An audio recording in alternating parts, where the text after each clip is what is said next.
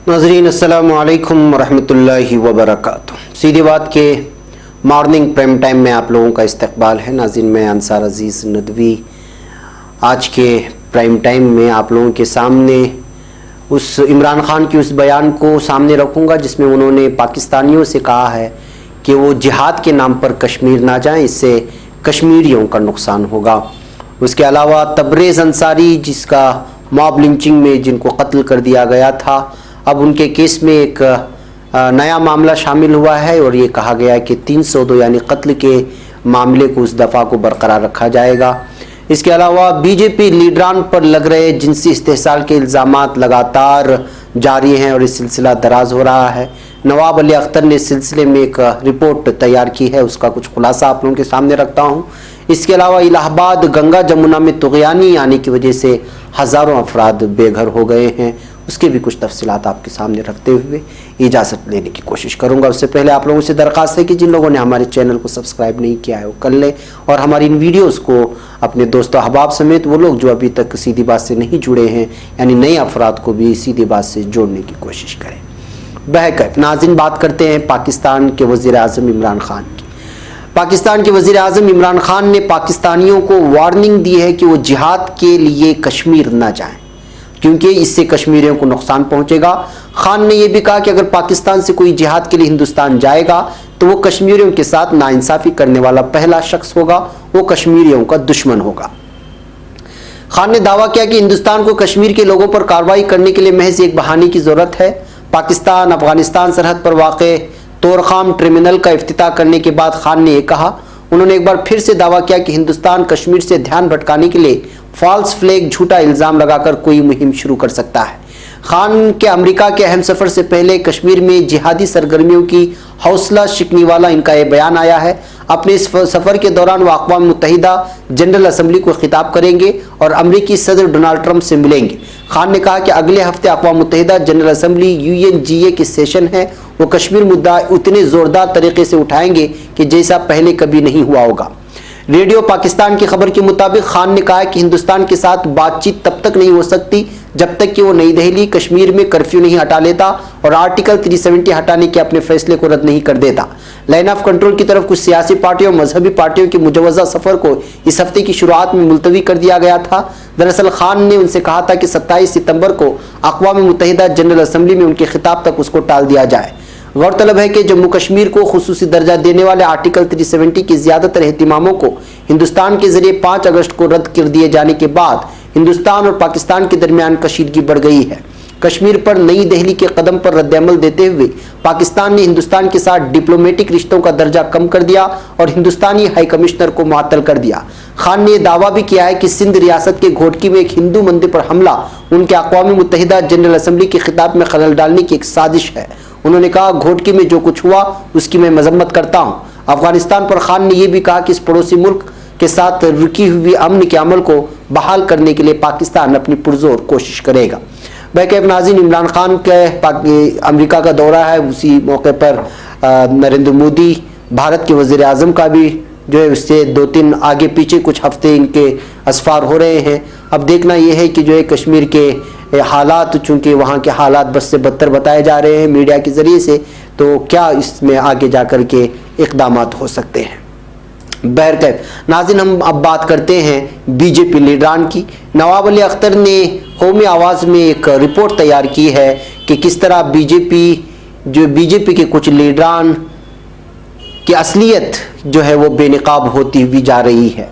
मरकज़ में और मुल्क की बेशतर रियासतों में बीजेपी बरसर इख्तिदार है। पार्टी की ज़ेर क़यादत हुकूमत बेटी बचाओ बेटी पढ़ाओ का नारा लगाती है, लेकिन अफसोस की बात यह है कि बीजेपी के कायदीन पर ही मुसलसल ख़वातीन व लड़कियों की असमत दरी और उनकी इस्तेहसाल के इल्ज़ामात सामने आ रहे हैं। गुज़िश्ता साल मरकज़ी वज़ीर यमजे अकबर पर तकरीबन निस्फ दर्जन ख़वातीन के साथ जिनसी हरासानी के इल्ज़ामात सामने आने के बाद हुक्मरान पार्टी के लीडरों की गोया असलियत बेनकाब होने का सिलसिला अब भी जारी है। उत्तर प्रदेश में बीजेपी के रुकन असम्बली कुलदीप सिंह सेंगर पहली असमत दरी के इल्ज़ाम में जेल में है और छोटे कायदीन भी कई ऐसे हैं जो इस तरह के इल्ज़ामात का सामना कर रहे हैं। अब साबिक मरकज़ी वज़ीर चिन्मयानंद संगीन इल्ज़ामात के घेरे में है। बहुत हुआ औरत पर अत्याचार, अब की बार मोदी सरकार और बेटी बचाओ बेटी पढ़ाओ जैसे नारे लगाने वाली बीजेपी के कौलो फेल में कितना फर्क है, इसका अंदाजा साबिक मरकजी वजीर और पार्टी के सीनियर लीडर स्वामी चिन्मयानंद पर कानून की तालिबा के साथ असमतदरी और जिनसी हरासानी के संगीन इल्जामात के बावजूद पार्टी की खामोशी से लगाया जा सकता है। तालिबान ने पीर को जुडिशनल मजिस्ट्रेट की कोर्ट में दफा 164 के तहत बयान दर्ज कराए गए थे। इसके बाद उम्मीद थी कि पुलिस किसी भी वक्त स्वामी चिन्मयानंद पर असमतदरी की दफा लगाकर गिरफ्तार कर सकती है, लेकिन 3 दिन बाद भी एसआईटी की जानिब से कोई कार्रवाई नहीं की गई। यही वजह है कि सियासी पहुंच रखने वाले चिन्मयानंद के खिलाफ कार्रवाई में मुसलसल हो रही ताखिर से दिलबर्दाश्ता तालिबा को मजबूर होकर कहना पड़ा है कि अगर चिन्मयानंद को गिरफ्तार न किया गया तो वो खुदकुशी कर लेगी। हैरत इस बात पर है कि जब मुतासिरा के बयान दर्ज किए जा चुके हैं तो चिन्मयानंद को गिरफ्तार करने में ताखिर क्यों की जा रही है। इस पूरे मामले में उत्तर प्रदेश की बीजेपी हुकूमत की लापरवाही सबसे ज्यादा जिम्मेदार बताई जा रही है। योगी आदित्यनाथ की क़यादत वाली हुकूमत जहां उन्नाव असमतदरी मामले में कोई ठोस कार्रवाई करने में नाकाम रही है, वहीं उसने अप्रैल 2018 में स्वामी चिन्मयानंद पर चल रहे असमतदरी के मुकदमे को वापस लेने का फैसला करके जानियों को खवातीन की इज्जत से खिलवाड़ करने के लिए खुला छोड़ने की कोशिश की थी। शाहजहांपुर बरेली शाहराह पर मेन रोड पर ही करीब 21 एकड़ में बने ममोक्षो आश्रम की शनाख्त जितनी एक मजहबी इदारे के तौर पर होती है, उससे ज्यादा ये तालीम के मरकज के तौर पर तस्लीम किया जाता है। वजह है कि आश्रम कैंपस में ही इंटर कॉलेज से लेकर पीजी कॉलेज तक 5 तालीमी इदारे उसी के तहत चलाए जा रहे हैं।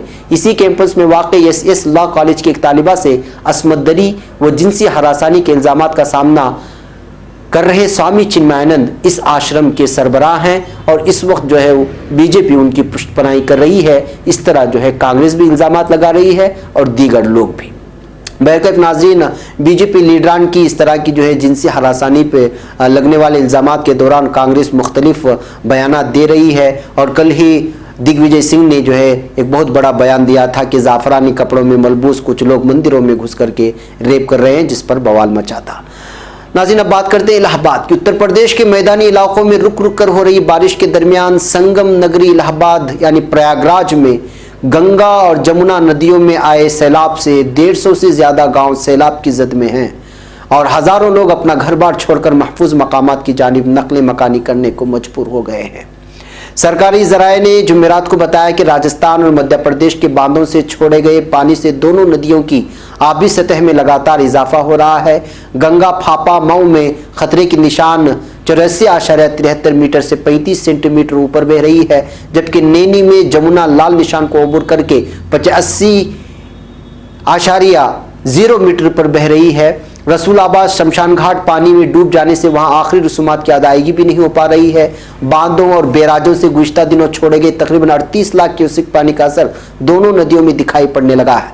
नदियों ने खतरनाक शक्ल इख्तियार करके हजारों एकड़ खड़ी फसलों को अपनी जद में ले लिया है और हजारों लोग बेघर हो गए हैं। शहर के राजापुर, नवादा, कचरा, बेली, मऊ सरैया, नेवा कछार, दरुपिदरी घाट, शंकर घाट, रसूलाबाद, शिवकोटी, चल्ला सलोरी, बाघाड़ा, सईदाबाद, दारागंज, करेली, करेलाबाद और जे के आशियाना समेत 35 महल्ले और तकरीबन 150 गांव सैलाब की जद में हैं। शहर में 10 और देहात में एक सैलाब कैंप खोले गए हैं, जिसमें बुध की रात तक 3000 मुतासिरीन को जमा कर दिया गया था, यानी पहुंच गए थे। साहिली इलाकों में मौजूद मंदिरों में भी पानी घुस गया है। सैलाब की वजह से झोंसी वाक़े टेकर माफिया आश्रम, रामलोचन आश्रम के वेद कॉलेजों में भी पानी भर गया है। कैलाश टेकरी आश्रम और गंगोली शाला, योगानंद आश्रम और प्रभुदत्त ब्रह्मचारी वगैरह के आश्रम में पानी भर गया है।